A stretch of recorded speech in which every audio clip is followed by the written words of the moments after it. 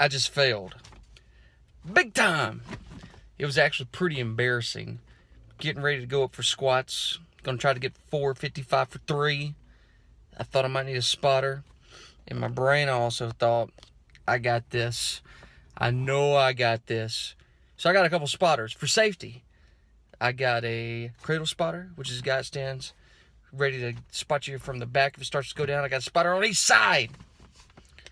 I thought to myself, I'm going to impress these dudes. They're going to see how strong I am. Nope. Couldn't get it up. Wait a minute. Don't take that the wrong way. I couldn't lift that weight up into the sky, which is what I was hoping to do. I was going up, and then it came back down. Embarrassing. All right, I'm not gonna lie to you. It was not what I wanted. It didn't make me go, hey, what a freaking great day. But then I reminded myself of something, and it was the following. I was there that day. And there's value in showing up every single time. But it's even deeper than that, because let me share with you what I've learned about all of the 7 key aspects of life. Zig says there's 7. Zig Ziglar, if you don't know what I'm talking about, look it up.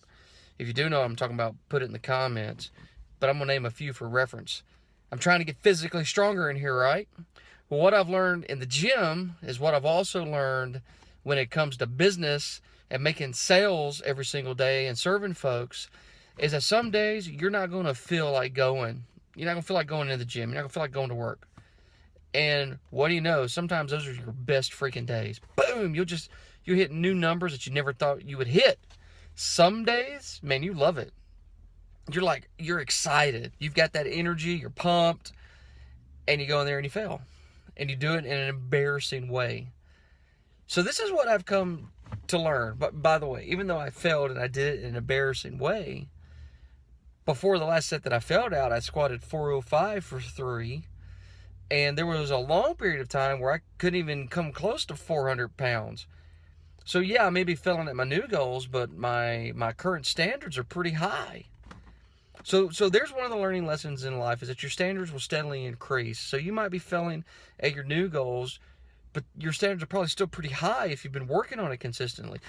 The other thing is that you just got to show up. I mean, that's the most important part of success, is that you got to show up. You got to do it with consistency, and you got to realize that a lot of the times your feelings will line up. You'll feel great and you'll do great. You'll feel great and you won't. You'll feel bad and you'll do bad. You'll feel bad and yet you'll do great. So your feelings always don't line up with the end result. But that's just part of it. And I'm not saying you shouldn't be positive. Of course you should be positive. I certainly think there's huge power in that. But I'm still telling you, take it from a guy that's been doing this business and this life thing, what I think pretty successfully for a while now, you can judge that yourself, is that just showing up is the most important thing. Just showing up. Because every time you show up, that means that someone else is not showing up, and you're making steps in the right place. You're going in the right direction. So that's what I want to share with you. And just know it. Even if you fell at the last set, all those other sets still count, baby. You're still getting stronger. You're still becoming the best version of yourself. Hey, I'm always trying to do my best to help you turn learning into earning. And before I let you go, I want to tell you why I do that. I was thinking about this. And I was thinking about this because I read a comment about a technician that was, I mean, he was being a jerk. Let's just call it what it is. He was putting things in quotes like, oh, you should sell it even if you should fix it. And I know what he was implying, right? He's implying that what we teach and that I'm a crook and we just teach crooked things, which is crap. That guy doesn't follow what we do. He just jumped into the middle of something. And you know who I'm talking about. All right. But enough of that. But the reason why I say that is that you got to know what you're doing. You got to know what you're doing it for. Because that guy got me thinking about, what am I doing this for? And the truth is, I'm not doing it to teach people to sell more. I know my slogan is turn learning into earning. But the earning part, and that's why I talk so much about other things other than just money. The earning part's deeper than that. I want to help you become a better man, a better husband, a better father. And don't get me wrong, I understand what I'm saying. And you might be saying, who the hell am I to help you do that? I'm a guy that cares about you. I'm a guy that looks at my son. I'm a guy that looks at my daughter. And you know what? I make these video recordings and I put them up online. I put them up on the website. And I hope that one day they'll go back and watch it and they'll be proud of Dad. And I hope that I can help you with it. So when you're teching, when you're selling, when you're doing whatever you're doing, know what you're really doing.